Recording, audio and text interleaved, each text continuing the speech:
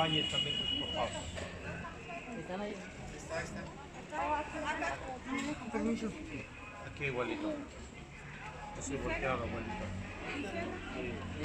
Oye, Nica, tus papás también se les dice. Un momentito.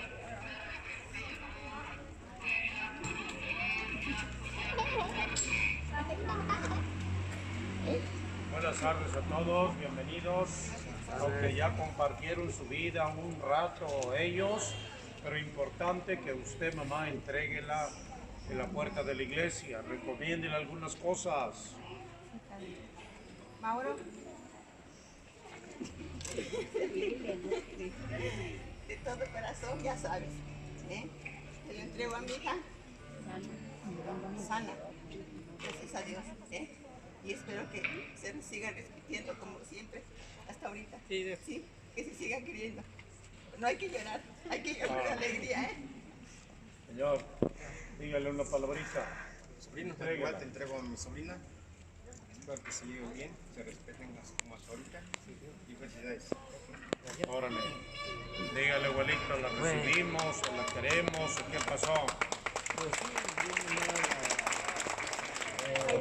bien, con gusto. Pues así, pues hasta ahorita siguen viviendo, espero que sean felices. Bien. No, no. Bien. Dígale una palabrita. Que ellos ahorita pues viven bien, ya se ayudaron.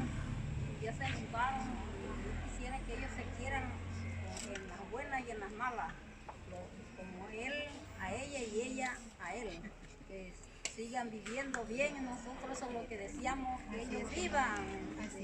Bueno, enhorabuena. Señores. Gracias, tío, gracias, Victoria, por entregarme a su hija y le prometo que yo la voy a hacer feliz.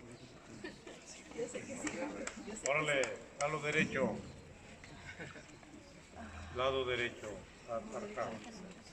Derecho se gira. Está nervioso, está nervioso. Hola, Nica.